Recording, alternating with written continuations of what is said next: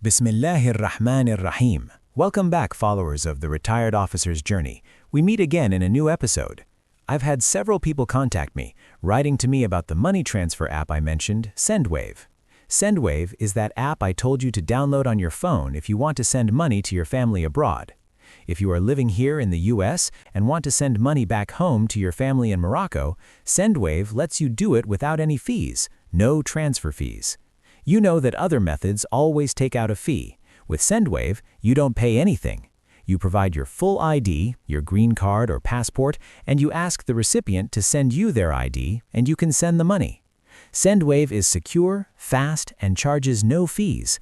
I told you this in the first episode, and I'm telling you again, try SendWave. There is a promo code you can use. Just type KARRAS, and you'll get $10 off your first transfer. SendWave is easy to use on your phone. If you need any more info, call us or write in the comments, and we will respond. It's a very important app. Today's episode is important. I need to tell you up front that some people might get a little angry about this story. They might criticize what I say, but my only concern is to tell the truth as I know it and as my conscience compels me to tell it. I'm not here to please everyone or decide with one group over another. I care only about the complete truth. This episode is very important. I usually don't ask you to share, but for this one, I'm asking you to share it widely. It holds a huge lesson. This story is something I experienced personally in my own city and my own neighborhood, right when I joined the force in the early 1970s. I started in 1973 as a security officer with the local jurisdiction. In our town, there were a group of locals who worked at the Naval Air Station, let's say the one near Pensacola, Florida, substituting Kenitra. This base, years ago, hosted the US military and the Marines. When the Americans were stationed there, many families lived in our city. The husbands or fathers and some mothers worked on the base. The US military had bases in many countries, including Spain, Germany, and others. We had the base right here. Locals worked various jobs on the base, in the laundromats, the restaurants, etc. The base was like a small city. It had everything: laundromats, a cinema, coffee shops, bars, and a commissary, a store where the Americans bought their goods. The Americans used to buy their groceries and goods only from the base commissary. They didn't buy much from our local shops. They even got their water shipped in on big boats, like a large freighter, which couldn't dock at the smaller local port. Small boats would offload the cargo and bring it ashore where trucks would take it to the base. The only thing they bought from us historically was black market goods, illicit items. Americans often went out to the local nightlife spots. Our city was one of the first in the region to have many bars and nightclubs, and they were popular. The Americans, their wives, and their children would go there, mixing with the locals. There was generally coexistence between the locals and the Americans. We respected them, and they respected us. They lived in nice homes and villas. They also had their own military police. When I joined the force, I remember seeing American military police in their vehicles, often parked near our police station, the precinct. They always had a Moroccan interpreter with them, and sometimes a Moroccan officer who spoke English would accompany them if there was a problem between a Moroccan and an American. The locals who worked on the base were known for their distinct style, setting them aside from the rest of the city. Their appearance, their clothing, and their hairstyles were unique. Back then, we used a type of blue hair grease, pomade, to keep our hair styled. Before modern gels, that's what we used. They wore American clothes. Blue jeans were famous. They came in through the base and became popular throughout our city. We all started wearing jeans. Some locals would buy American clothes being sold off the base in a specific street we nicknamed 10,000 Francs Street. That was a lot of money back then, but it became famous as the street where you bought American goods. Those who worked on the base adopted the American look: short-sleeved shirts, the way they folded their cigarette packs and tucked them into their sleeves. They were known for their elegance, mimicking the style of the Americans stationed there. At that time, our modest clothes meant you could be identified just by your blue shirt. Our parents primarily wore traditional dress unless they were working. This man was known for his American car, the big, heavy Buicks and Chevrolets. He bought one. He lived in a house near our modest neighborhood. He tore down the old house and rebuilt it in the American style. Instead of our usual house structure, he built a large ground floor entirely dedicated to a garage. We used to look inside when the door was open. It was full of tools, bikes, and supplies, just like you see in American films. The upper floor was revolutionary for the time.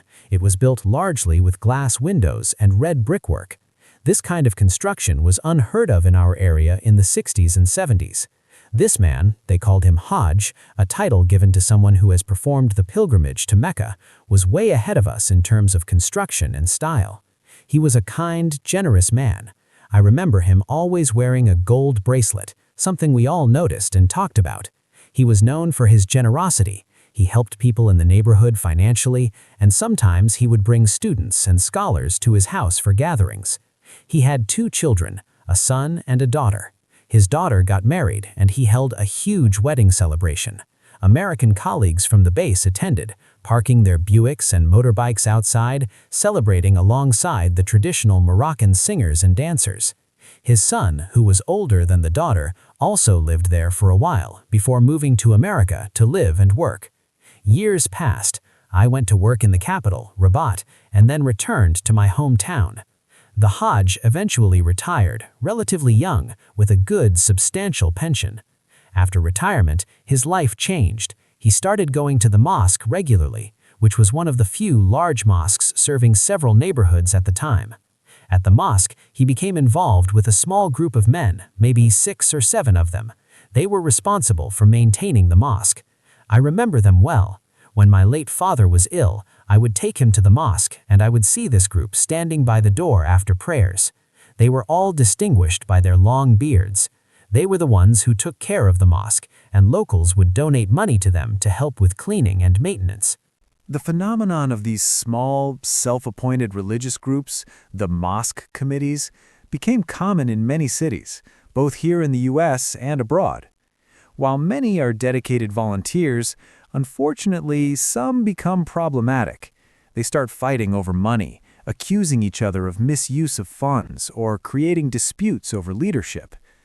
We are lucky today to have organizations like the Islamic Center Association, ICA, that manage the main mosques and ensure proper governance. The Hajj got involved with that mosque committee. We started seeing him with them regularly, and he grew a long beard, mirroring the group. He made radical changes at home. He got rid of his television and all the accessories and furniture associated with modern comfort and entertainment. He replaced them with simple floor mats. The committee members started visiting his house constantly. The biggest change was related to the mosque. Since the main mosque was far, he agreed with the group to dedicate his large downstairs garage to be used as a prayer space. It was a massive garage, about 2,000 square feet. He spent his own money renovating it, breaking down a wall and putting up a big door, effectively turning the ground floor of his American-style home into a mosque. This massive change caused a huge rift in his family. His son and daughter stopped visiting him. They were completely against his new lifestyle. His wife was against it. He forced her to wear the full face veil, niqab, and prohibited her from showing her face or enjoying any modern amenities. His expensive American car was now parked outside on the street, and his former garage was now full of people coming to pray. He even installed a small loudspeaker to call the prayer, adhan, which caused problems with the neighbors, but he eventually won the dispute. His wife could not endure this isolation and control. He prohibited everything for her. This is haram, this is haram. He was reciting sayings that he didn't even understand himself. The group he joined started to show signs of extremism. They were creating deep-rooted problems that the Hajj, in his piety, didn't recognize. I was a young, uniformed officer in that neighborhood at the time. I often talked with the Hajj, even when he was still working at the base. He was generous, sometimes giving me American chocolates to take home. One day, he pulled me aside. I remember seeing his home with all its beautiful American decor, which he had since stripped away. He told me about the big problem that was brewing before the tragedy occurred. The group invited him to go to Pakistan. They told him, "Let's go to Pakistan to spread our faith and our message." The Hajj, completely unaware of their extremist ideology, funded the entire trip for about 10 people. He went with them for about 2 months. When he returned, he was a different man. The old, smiling Hajj was gone. He was constantly with his extremist friends, criticizing everything.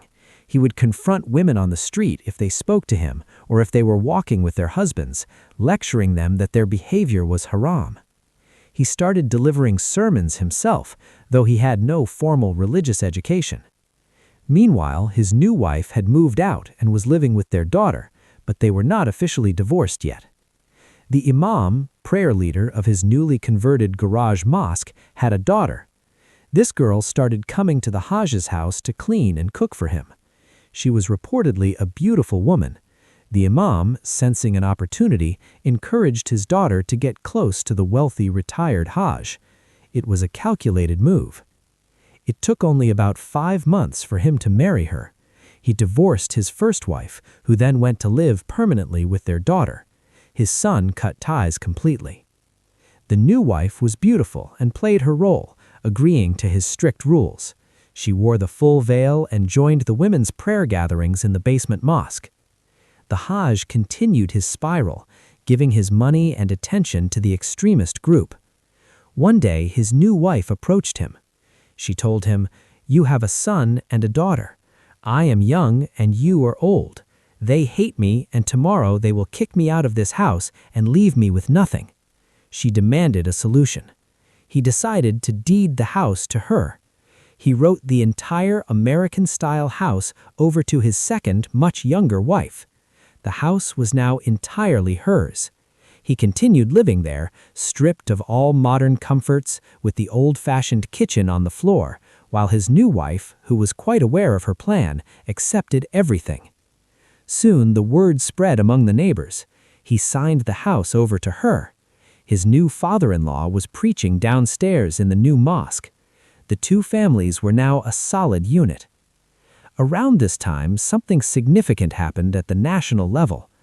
I was a young officer, and one day the chief of our regional division called me. He said, "Officer Karras, I've spoken to the head of the precinct. Tomorrow you are coming in civilian clothes. Bring your handgun and your handcuffs. Do not wear your uniform." I showed up in a suit. I found about 10 of the fittest officers from our unit waiting. We were divided into teams of 5 or 6. We were given cars and sent to execute an operation. We were joined by detectives who came from the capital, Casablanca, from the National Brigade of Judicial Police, BNJP. The officers who came from the capital were highly specialized. They were from the National Brigade of Judicial Police, dealing with serious crimes, high-profile politics, and importantly, terrorism. We were mobilized to sweep several cities simultaneously, from our city to neighboring towns. Our mission was to round up anyone fitting a specific profile, specifically those with long, distinctive beards who were known to be part of these insular groups. We brought them to a large warehouse where the BNJP had set up a temporary holding facility. We brought in about 100 to 120 men, all bearded. They were highly sensitive individuals. Some would immediately start calling the prayer, adhan, and praying right there on the mats. The national detectives had their special offices. They would take men from the group one by one for questioning. We, as local uniform patrol, were simply tasked with the roundup. We didn't know the full extent of the investigation. One day, they brought in the Hajj. I saw him. Unlike all the others we had brought in casually, the Hajj was brought in with handcuffs, a highly unusual sign indicating the severity of his case. He was held for intense questioning.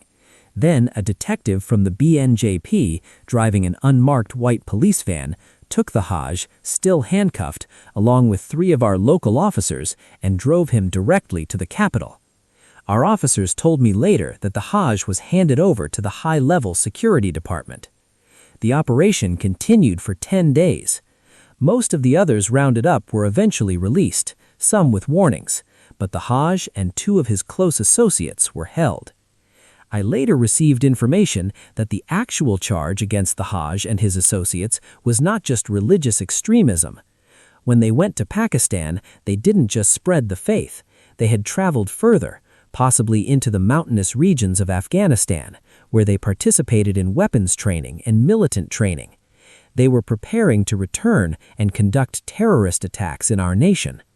The Hajj was a willing participant and crucial financier of this training.